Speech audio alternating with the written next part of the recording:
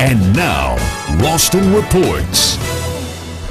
Welcome back to Ralston Reports. What's the answer to stopping gun violence in America? Joining me from ProgressNow Nevada, Brian Fady, and newly elected State Assemblywoman Michelle Fiore. She's a Republican who's proposing that adults be allowed to carry guns on campus. Thanks for coming on the program to both of you.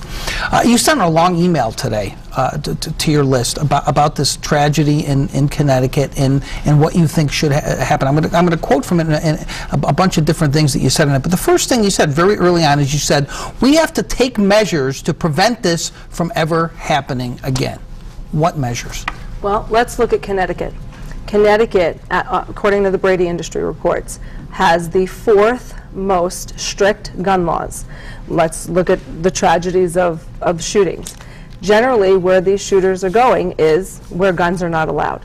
So if you and I do not have a firearm and we're going to be attacked, how are you going to protect yourself? But that doesn't answer my question. You said in that email, we have to take measures to prevent this from ever happening again. You are now in a position, you are an elected official. What measures would you take as an elected official to prevent this from ever happening again? My campus carry bill goes in the higher education. It doesn't go K through 12. So looking at this tragedy that happened with K through 12, we might have to have an armed employee at the schools. That's a measure. That's a measure. Arm the employees. You're looking shocked.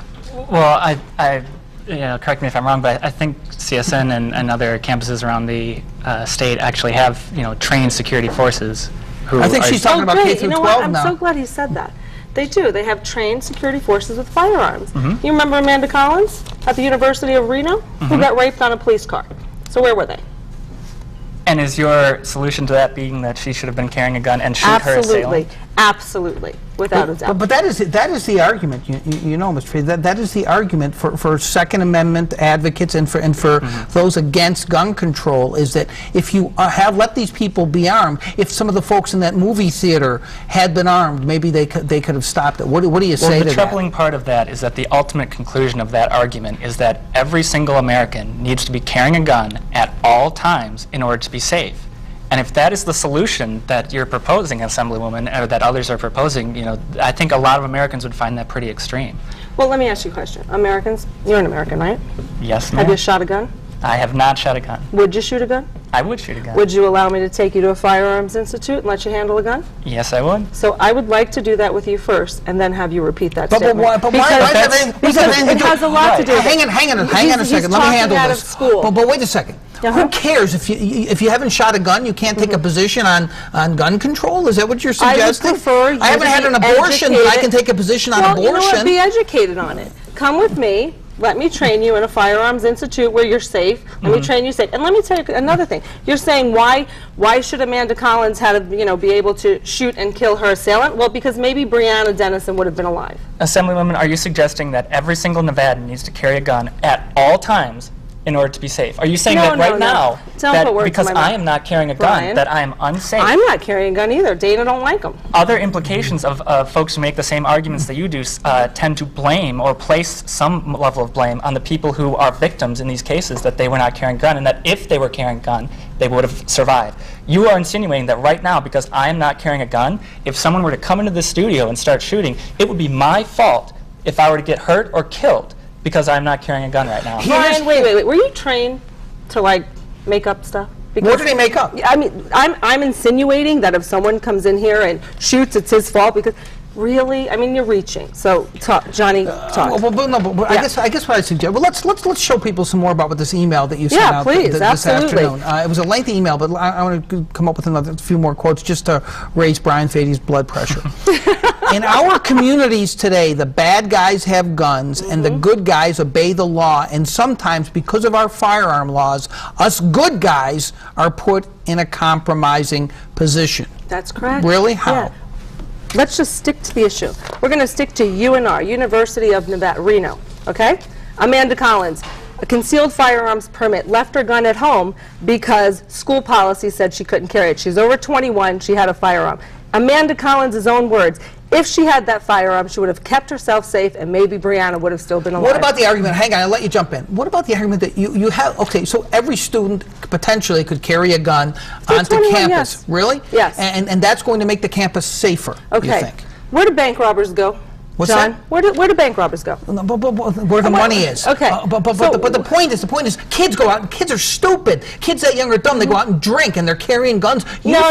There's laws. You're not drinking and carrying a gun. Oh, just like really? You're not driving. Because they're going to obey the laws.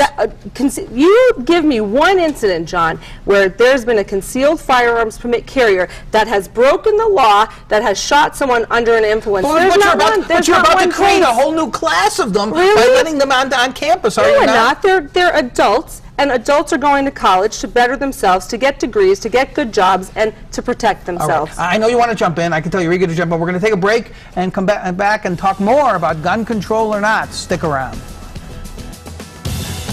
Find archive programs by going online to mynews3.com and clicking on Ralston Reports. Welcome back across Nevada to Ralston Reports. We're talking about where the gun dialogue goes in the wake of that horrible tragedy today in Connecticut. I hate even talking about the policy today, but it's my job, and so I am. And we have a couple of folks here who feel very differently about it.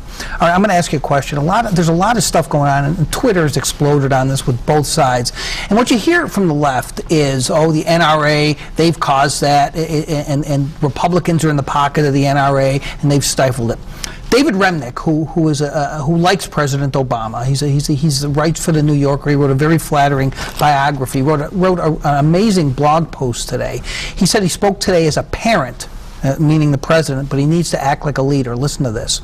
So far, Obama, who has shown far greater nerve on a range of issues from health care to gay rights, has held himself hostage to the political adage that there is no ground to be gained in proposing anything stronger than piecemeal gun legislation. He has held himself hostage to the electoral calculus that swing state voters in Ohio, Pennsylvania, Florida, and Colorado, for starters, would reject him if he went deeper on the gun issue. But he won those states.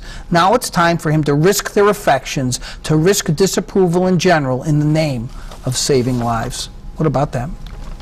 Well, you mentioned in there about piecemeal gun legislation. We would like to see some piecemeal gun legislation under the Obama administration. He has not taken a strong stance on gun control. He's not taken a strong stance on closing some of the loopholes that you were mentioning earlier. He hasn't even talked about gun control, has he? Except once in a while. Some of the folks who covered his campaign say he barely talked about it in his speeches. Exactly, and so that's why you saw a big push. You mentioned on Twitter. There's a big push on Twitter today with using the tag of "This is the time."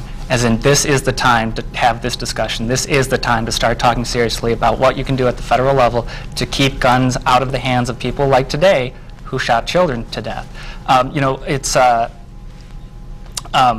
President Obama, a simple step that he could take is, of course, reenacting the federal assault weapons ban that we saw lapse under President George W. Bush, who campaigned actually in 2004 around saying that he would renew that weapons ban, but ultimately did not. Right. And now we haven't seen any action around that from the Obama administration. That's an easy lift. There's numerous polls that show that the public overwhelmingly supports reenacting the assault weapons ban. It's something that we'd like to see. This is the time. That hashtag on Twitter was a reaction to the president's press secretary saying now is not the time, and that was a reaction. All right, go ahead. Yeah, Johnny boy, you keep saying Republican. You keep saying Republican. You point out Democrat, gay, blah blah. Understand? I've been shooting since I was 9. Guess who gave me my first gun? My lifelong Democrat person. I was talking about what the left was saying. You need to listen more carefully now that you're an elected official. Let me ask you a question. Let me ask you a question. You know something about what happened today. You know what might help with something that happened today in a lot of these shootings is not introducing some let's let kids carry guns on campus bill. Who's a kid? You're not 21 years old. 21. You're not a kid at 21. I was a mother and a wife at 21. Why don't you might be. You're a boy. Why don't you double the mental health funding in this state? That might help. Okay, well, who's going to pay for it? Don't you think it's worth doing? Okay, define mental health. John, define mental health. There's a mental health budget. Okay. Have you not looked at the state budget? It is a joke. Define it. Double it. All right, so if you're on Prozac, are you a mental health issue? That's not what I'm talking about. Tell me what you're talking about. There's a mental health budget with the state. There's a lack of treatment for the mentally ill in this state. That means that there could be an Adam Lanza running around in this state, and we don't even know about him yet. That's social, and we're looking at social and family issues to where we are not looking at these I know you want to jump in. loners. We're out of Yeah. time. Michelle Fiore, Brian Fade, I really appreciate your willingness to come on Thank the program. you, John. Thank you so much. Thank On the next you. Ralston Reports, the view from the White House. NBC political chief White House correspondent Chuck Todd will be in here. We'll talk about this and much more. Thanks for joining us. Have a great evening.